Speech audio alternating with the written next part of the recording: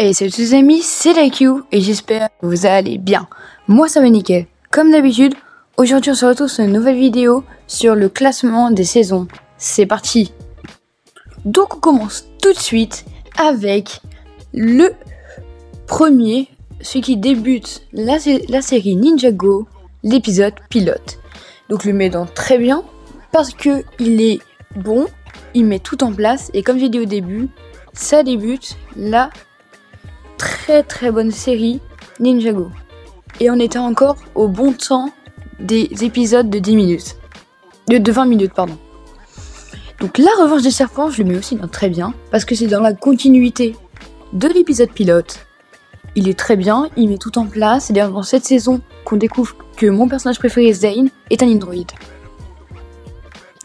Je le mets dans bien, parce que dans ça, je n'ai pas aimé l'histoire. Par contre, dans cette saison, on a tous l'épisode final, la bataille finale qui nous a tous marqués. Donc, reboot, donc réinitialisé en français. Je vais le mettre dans excellent, car c'est pour moi la meilleure saison. On voit mon héros préféré se sacrifier dans une scène plus qu'épique. D'ailleurs, j'ai pleuré à cette scène. Donc, le tournoi des éléments. Bonne saison. Comme pour la deuxième, j'ai aimé cette saison, sauf que la bataille finale n'était pas au niveau de mes attentes cette fois. Voilà. La saison avec Moro. Moro, qu'on voit sur l'image, est un de mes personnages préférés. Donc, si vous n'avez pas vu, vous pourrez aller voir la vidéo que j'ai faite sur mon classement de personnages.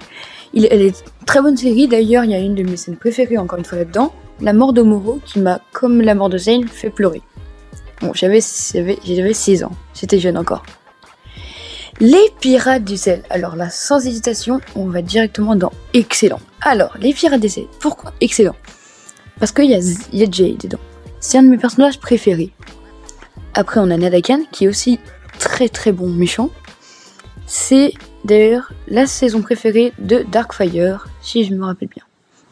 Donc, après, on a l'épisode le jour des âmes disparues.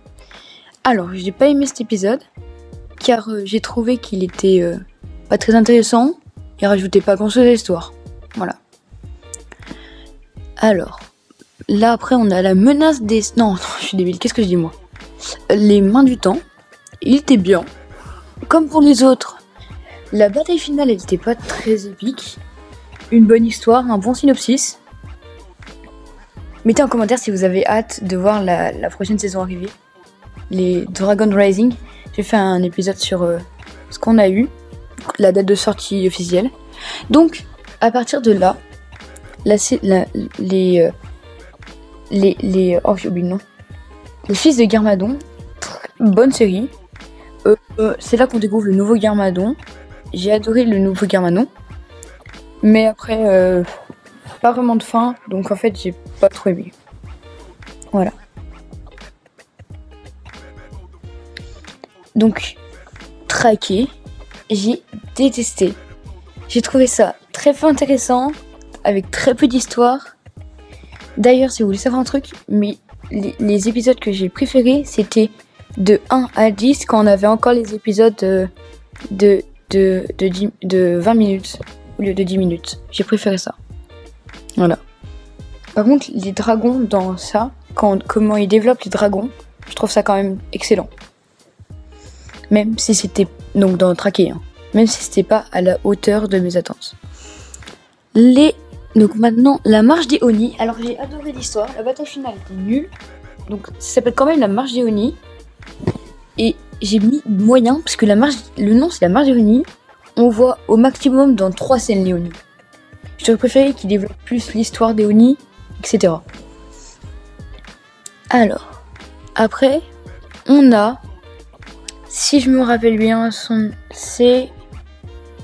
Ah, j'ai oublié. C'est Ah, j'ai oublié. Bon, je crois que c'est le royaume de non-retour. J'ai adoré parce qu'il y a mon personnage préféré encore. Dans les 3, il y a mes personnages préférés. très bonne série avec Asphira, etc. Rien à dire sur ça.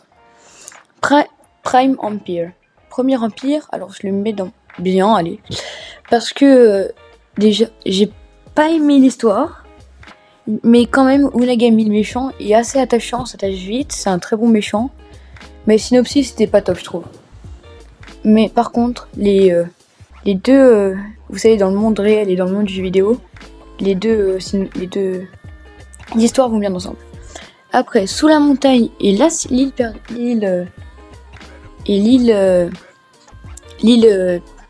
cachée, je crois. Oui, l'île cachée, c'est un bide total. Rien à dire, c'est nul. Juste l'île cachée. Juste, ça sert 3 épisodes. J'aurais préféré qu'ils mettent la saison, qu'ils mettent les épisodes dans la saison 16. Parce que l'île cachée, c'est juste pour introduire la saison 16. Non, la saison, oui, 16. Non, la saison 15, pardon. La saison 15, je la mets dans moyen. Elle était bien. Les moments touchants, ils ont pas marché du tout. J'ai trouvé que les moments touchants, ça marchait pas. Le moment où est censé mourir Nia, où elle part, j'ai pas trouvé ça touchant du tout. Le synopsis après, mal fait. Les personnages mal faits. J'ai bien aimé Wojira qui est très bien fait, c'est pour ça qu'il est pas mauvais. Et enfin, le film Ninjago, il était nul, point. Et donc, si il n'y a pas du coup la saison 16, si je devais la mettre, elle serait dans bien, car j'ai bien aimé la saison. Le conseil des méchants est très bon.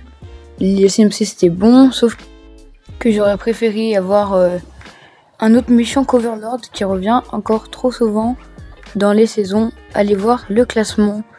J'ai tout dit dans le classement que j'ai fait sur mes personnages préférés. Et voilà, c'est déjà la fin de cette vidéo. J'espère qu'elle t'aura plu. Je te mets en description le lien pour faire la tier list. C'était TQ, ciao bye, Cimer.